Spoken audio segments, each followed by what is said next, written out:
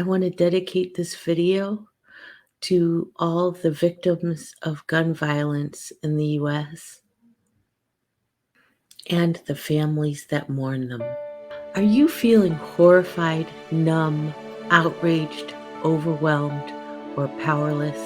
Are you feeling afraid, having difficulty concentrating or sleeping, or having images of mass shootings replaying in your head? These could be signs of secondary trauma or collective trauma due to the recent deluge of gun violence in the US. Today we're going to talk about how to cope. I have been recovering from PTSD since I was a child.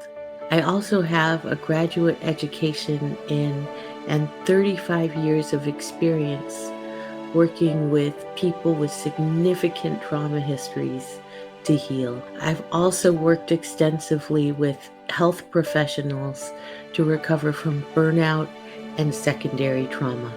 I've been seriously negatively impacted by this deluge of gun violence in our country. So the first thing I do to cope is when I'm somewhere safe, like right here at home, I embrace all of my feelings. I just let myself feel all of the feelings that I'm feeling. I don't try to hold them back. I see it as a good sign.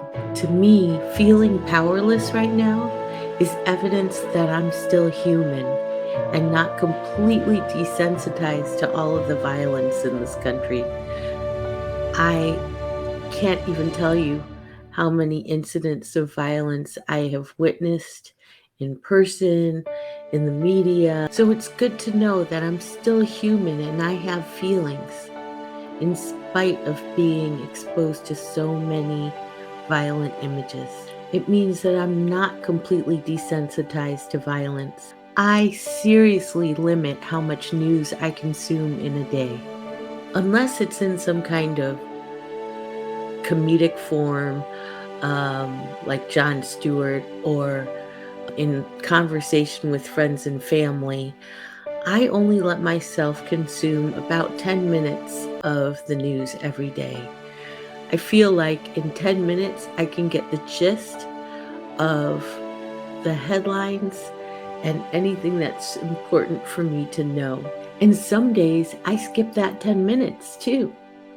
I know when I've told friends this before, they're like, oh, I need to be on top of what's happening in the world. And I get that. But my experience has been when I take time off from the media, people tell me anyway.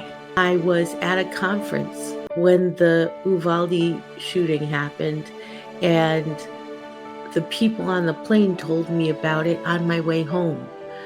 People need to process really major events with other people. So you will not miss out on any major news stories if you stop watching the news today. People will tell you, unless you're completely isolated from all other humans. Also, because I have a significant trauma history and a strong capacity for empathy, I'm at higher risk for secondary trauma. So I try my best to limit my news consumption to prevent prolonged experiences of secondary trauma. How much news do you consume in a day? Please tell me down in the comments below. And if you're like me and you have a significant trauma history or a strong capacity for empathy, please consider limiting the amount of time going forward.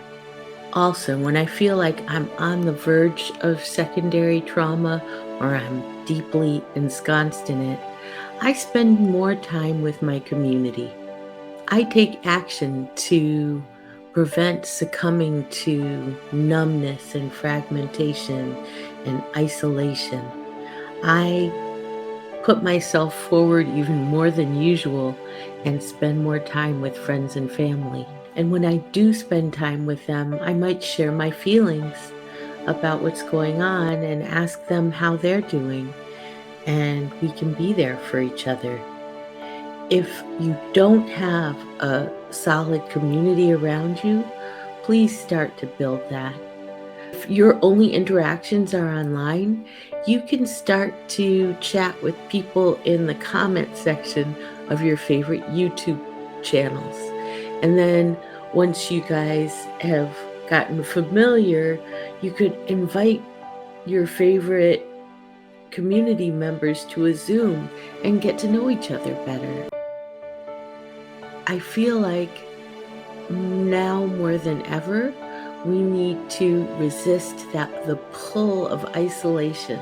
When I'm feeling the effects of secondary trauma, I slow down and get very gentle with myself. I might even give myself a hug. I give myself extra time for self-care. I let myself sleep more. I set more boundaries with my personal and work life so that I can reserve more time for downtime.